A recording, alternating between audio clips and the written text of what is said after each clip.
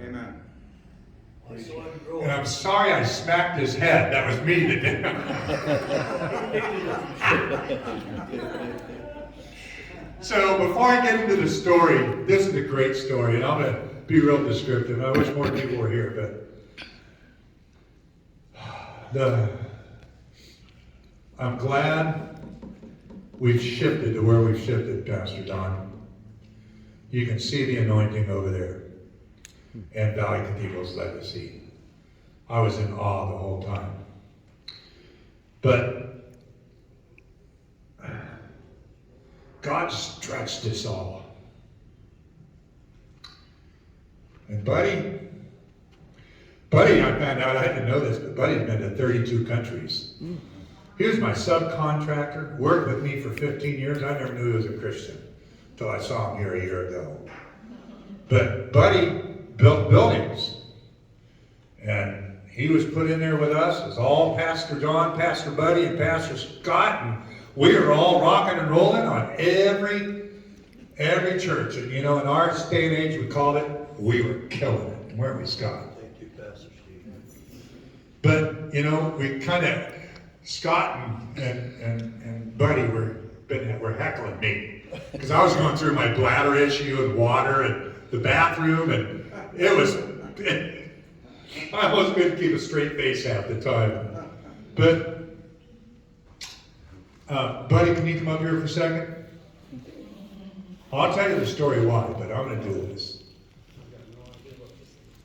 I have no idea what this is. The Lord stretched this man. Yeah, praise God.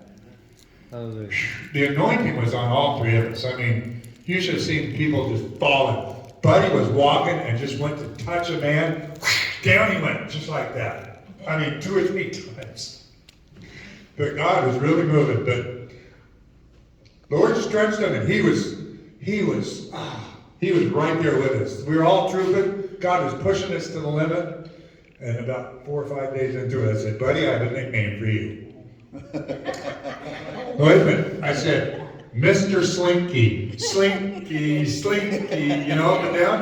And on the last night in the Philippines, I went to a restaurant, and guess what they were selling? A little miniature Slinky. Okay. Lord really stretched them. So, let me start this whole story of the Philippines. About 3 months ago, when some nutty old man decided to text me at 3 o'clock in the morning and said, we're going to the Philippines. Okay.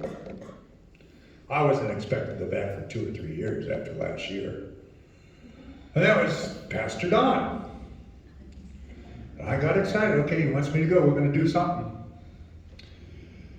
So, for the next couple of months, the Lord started speaking to me. The youth. It's just like a little wind in my head every day. The youth. You're going to the youth.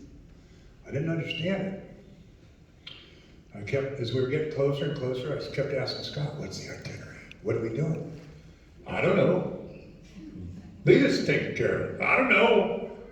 Scott, what are we doing? Because it was by. I said, okay, Lord, I'm just going to go with the flow. But I kept hearing the youth. The youth. Okay, Lord. So we got there. We met at the hotel. They picked us up and they took us out there. I hadn't been there, so I didn't know what to expect. We pull in. There's the big, brand new, huge, beautiful Valley Cathedral Church in the Philippines. It was breathtaking. Pulled up by it, security gate, security guys.